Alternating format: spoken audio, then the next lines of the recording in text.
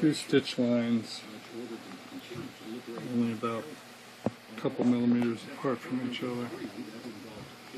And leave these open here so that they're not, because you're going to have to move those at some point. So take the stitch just right up to there, you're saying? Here to here. Okay. Twice. 2 lines. Okay.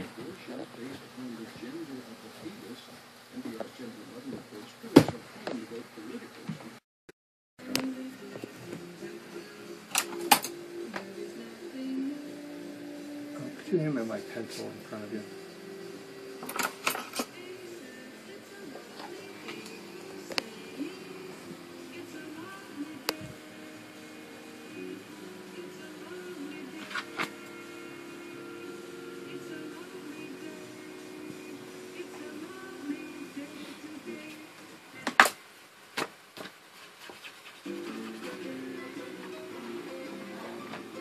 So these you can take from almost anywhere in almost any direction. Okay. You can nest them in. Okay. But you need 4 of these. You need 2 this way, 2 this way. Okay. All right. Now, what I made is notation back here. Hand me that 5 millimeter. Is that when you cut these, what you have to do is you have to score. And you actually have to cut at that score line, but you're going to actually sew at this line, because what you're going to do is you're going to skive this, sew it, and then these little ears, if you want to call them that, are going to get folded back just to give it some strength. Okay. All right. Yeah. So that's folded back on the yeah. In other words, inside, right? Yeah. Well, in other words, what you do is you stitch it. I mean, this will all be thinner because it'll be skived. Yep. And then you'll stitch it, and then what you do is you glue the ears and separate them, and then glue them down so that you know you have this extra back there that's actually kind of acting as reinforcing. Yeah. Okay. All right. So, but you have to give yourself a fair amount to fold back so that you can have a decent enough transition. Right. So that it's not like millimeters thin and you'll never get it. Right. So, whereas this, you're going to basically, where's that upper piece?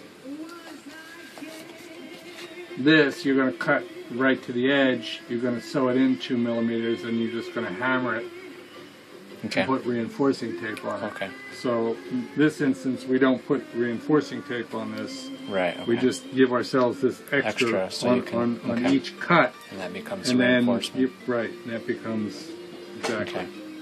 So these can get cut. The lining piece.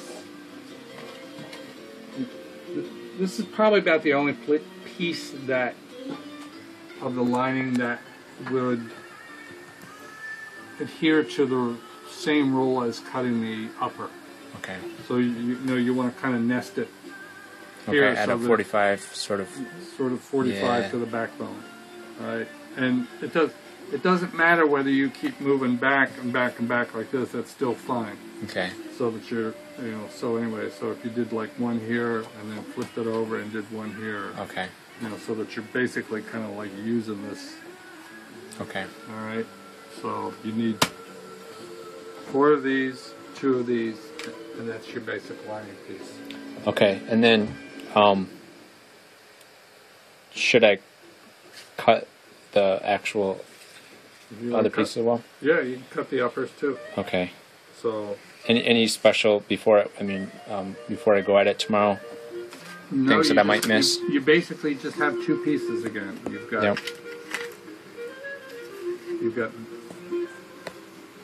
Well, you've got actually, because we have an inside-outside. Yeah. Okay. So, you know, you can follow, you know, sort of the same thing depending on which color you want to use. Yeah. And, you know, everything gets cut net. Yeah. Right? You got to make sure you mark, you know, put your little pinholes in there. And you should be good. Okay. You know. Should I wait for you to do any stitching on it? Well, they're going to need to be skived. The edges got to be skived, and you know, if you're not really used to using a skiving machine, you can really screw that up. Okay. So probably want to wait till I get back Thursday Okay. to do the skiving. All right, but you can get those pieces cut out. Okay. You'll be in good shape.